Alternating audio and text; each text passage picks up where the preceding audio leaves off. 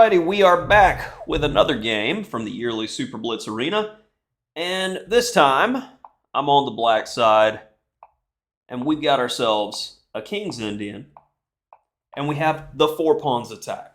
And it's funny, because even the engine's like, oh no. 4 pawns attack is interesting, but goes against my philosophy as a chess player. Not a big fan of anything that's kind of all or nothing in the opening / middle game, because you're going to lose in almost every ending from overextension and holes. I like the coiled spring theory, compact structures playing against ideas. And here it's important, if you're playing black, to know the key move. For a long time, castles was considered best, but it is not. Castles is the main move played in the database, and this is one of those things that I hate to see. If somebody's like, well, this is what Lichess says. This is the best. Not necessarily. Trends happen. You actually have to analyze. You have more options that are beneficial to black by playing c5 immediately. It may transpose, but you want to provide your opponent more room to go wrong. This is one of those passion points that I hate with Chessable with alternate moves, because they'll go, well, it's between 0.1 and 0.3 difference, but it's the difference in understanding the position and you getting good or getting stuck at a certain rating level because you don't understand the deeper ideas in your opening. I write my books the way that I write them, with the move order that I write them with, because I believe it is the best move order. Of course, mistakes and errors happen from time to time, but generally, this would be one of those key moments that I would define as a memory marker. And I would have someone arguing with me in the comments that, well, castles is just as good. No, it's not. It is inferior to c5. Because at this point, say for instance, if white goes, well, I'm in the interest of trading queens. There are 2 different moves that I've seen recommended in different theory-based King's Indian books. Castles, or my personal favorite, Queen a5. Where if they jump in too deep here, already we see beautiful piece harmony from black. And that's good enough to get a very, very substantial edge out of the opening. That's not available if we just castle immediately. Not too much to remember there either. You go, well, what if he plays something simple like knight f3? He ends up in a dragon position where f4 is not typically in this type of structure. Pawn's on f3 or on f2. So this position's already equal for black because of the misplaced or misguided pawn. But after c5, we get a rare sideline. And I'm not going to lie, I had no idea where I was at here. I knew it wasn't good for white because white is already breaking a center. That's something that I want to do. You're helping. So, knight fd7, only reasonable logical square. And then you expect to see something like e6 or d5. e6, you shouldn't be too concerned generally with the structure. You don't necessarily want to take back too quickly. You leave the tension in the position. Just go ahead and castle, because if they take, that pawn's not going anywhere. There's no immediate easy access to the king, and you've got room to improve for days here. These are weak in the long term.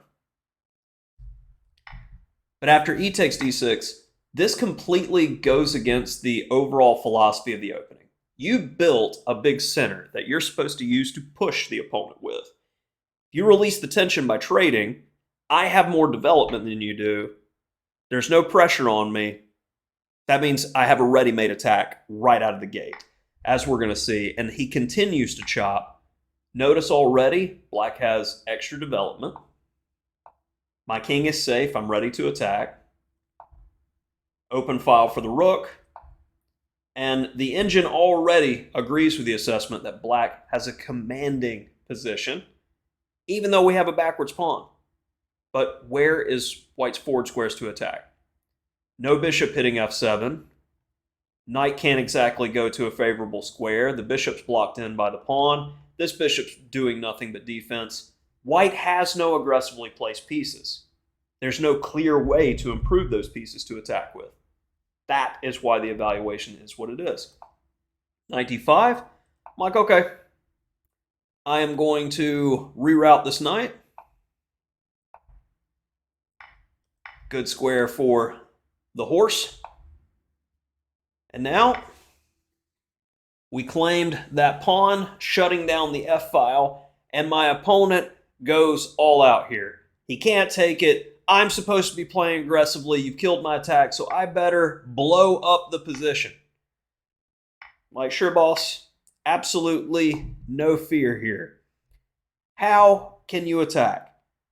Now, just because something is objectively winning, and you know it, you can still lose when your king's open.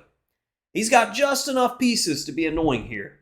So, kill the attack. Anytime you study Karpov's games and you see him being attacked, one of the things that he's so excellent at doing is going, all right, you got attackers around me. I need to get these attackers to go away and improve my position at the same time. So I start off with rook e4. Like, all right, I have the ability to potentially even sacrifice my rook for the bishop to alleviate pressure. So I'm still going to be in the lead there. So after queen h5, all right, queen c8 is best, but I lifted the rook. I have some flexibility. I go with queen e8. I evaluate properly that knight c7 is not a threat, as I have bishop d4, and then this is a bad day. One way or another, it's a bad day. So I like queen e8, second choice, or I don't know, ish of the engine. And my opponent decides on rook f1. I have the ability to trade down, make sure that doesn't have too much flexibility. Now you got to watch out for landmines. These are potential drop squares for the knight. I go ahead and clip that guy and just get rid of the squares. You can check me once and I'm just going to slide. Now you are looking at the potential of bothering me on this pin. No thank you. No worries, no counterplay. Okay, let's get rid of that. And now the only thing that could really bother me here is this queen. If I could trade queens, it is trivial at that point. So rook g8, followed by queen e5. Subtle prophylactic move. No checks on the long diagonal. Still keeping the knight out. Nothing for the opponent. No problems. So after queen f4, my opponent gives me what I want. But to be fair, he's got 7 seconds. I've got 27 seconds. And it's a completely won position. Now the rook picks off targets. Wow. Defending. You after the targets that can't be defended. Then we make life easy with the trade down. And with that, my opponent had had enough. With a quick little overview of a sideline in the four pawns attack versus the King's Indian.